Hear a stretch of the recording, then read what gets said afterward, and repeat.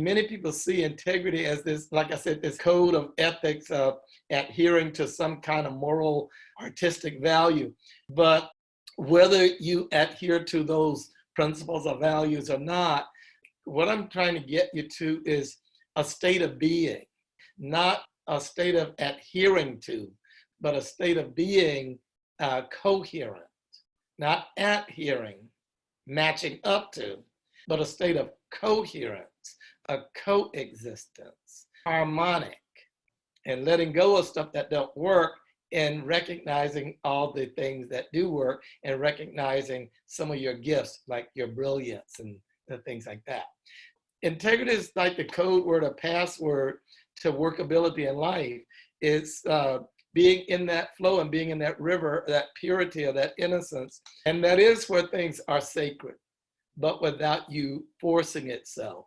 It's a co-creation, conspiring together, meaning breathing together. Spire means to breathe, by the way. And getting past all these moral righteousness in these assessments or claims and asserting your claims on each other, because that's where you're going to get into conflict in your marriage. That's where you're going to get into conflict in your work life and conflict with other people, or trying to impose your righteous principles on people because you're trying to adhere to something and make them adhere to something, rather than being coherent and conspiring, breathing together. Get into that place where you have social agreement, social alignment. That's what works in relationships. So any relationship you're in, the first idea is workability in the relationship.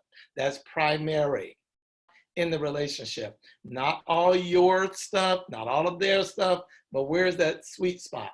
And it's not a bad thing to compromise. It's not a bad thing to surrender, okay?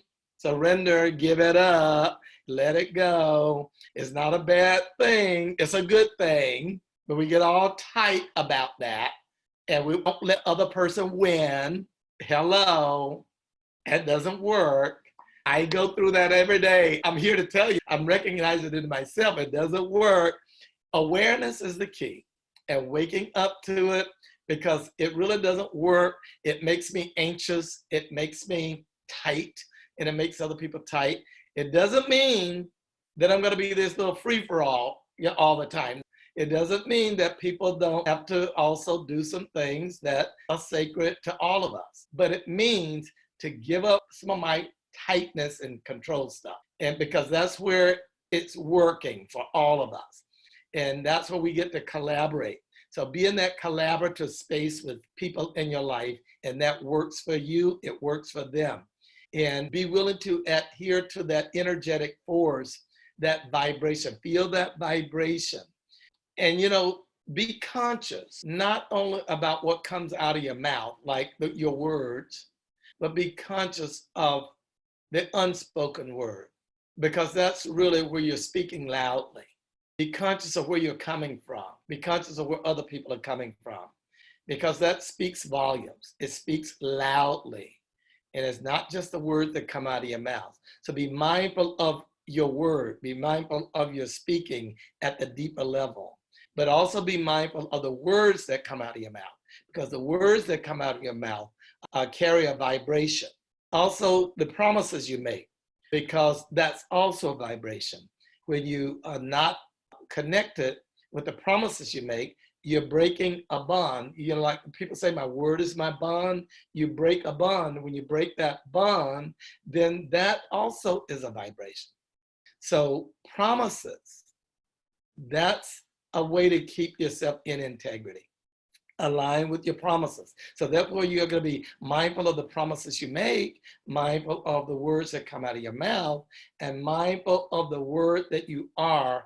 That's the unspoken word. And let stuff go so it can be in your center.